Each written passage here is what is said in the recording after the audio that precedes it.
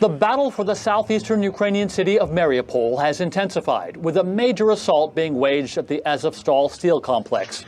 But it's energized one Ukrainian commander who's still inside. Slava Ukraini. Glory to Ukraine. It's already the second day since the enemy broke into the territory of the plant.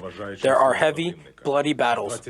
I am proud of my soldiers who make superhuman efforts to contain the pressure of the enemy.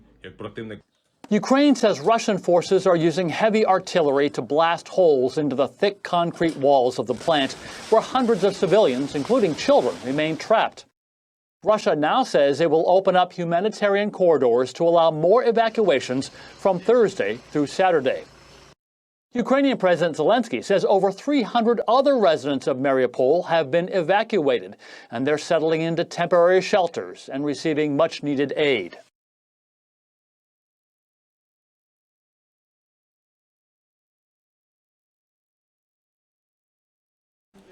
No victory in the war between Ukraine and Russia comes without a heavy price.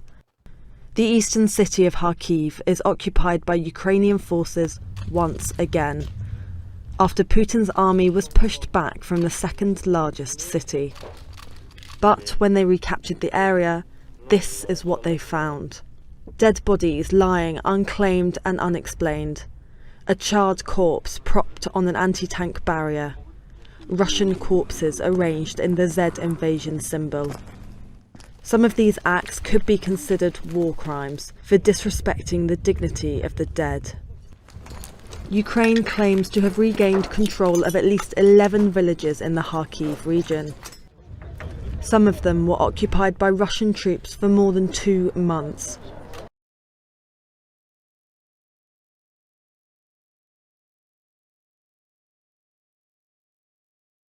Россия последовательно отстаивает международное право, при этом мы будем твердо защищать наши национальные интересы, обеспечивать безопасность нашего народа.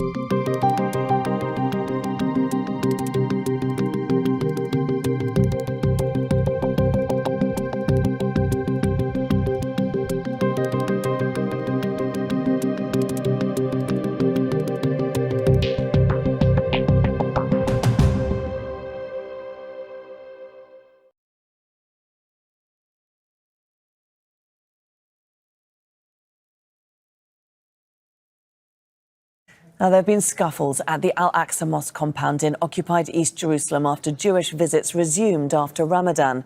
Police were seen at the entrance to the mosque to disperse Palestinian protesters. The Al-Aqsa compound is one of the most volatile flashpoints in occupied East Jerusalem.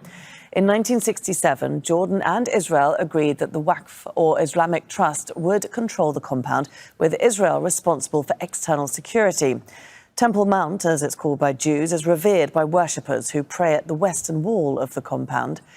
It also contains two of Islam's holy sites, the Al-Qibli Mosque and the Dome of the Rock Shrine.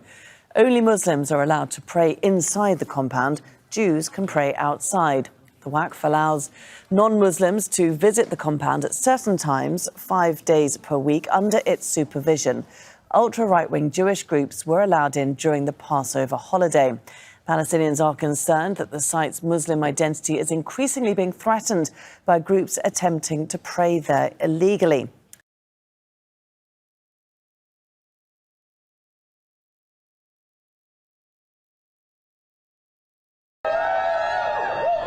California's governor is in a fighting mood.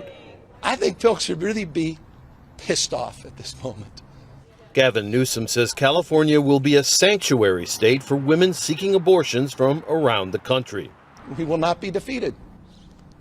We will stand tall, we will stand firm, and we will affirm the currently constitutionally protected rights of women and girls. Protesters gathered in Los Angeles and other cities around the state. Newsom says he will propose an abortion rights amendment to the state constitution for a statewide vote in November.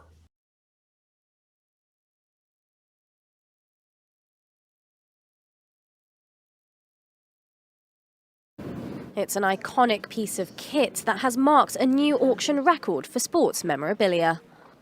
The shirt worn by football legend Diego Maradona when he scored 2 of the most memorable goals in history sold on Wednesday for €8.5 million at Sotheby's. In his number 10 jersey, the Argentinian scored twice against England in the 1986 World Cup, including his infamous Hand of God goal. The shirt was put up for sale by former England player Steve Hodge, who unintentionally caused the Hand of God moment, who said he swapped it with Maradona after the game 36 years ago. Sotheby's have stated that the buyer of the shirt remains anonymous. Widely regarded as one of the world's greatest footballers, Maradona died aged 60 in November 2020.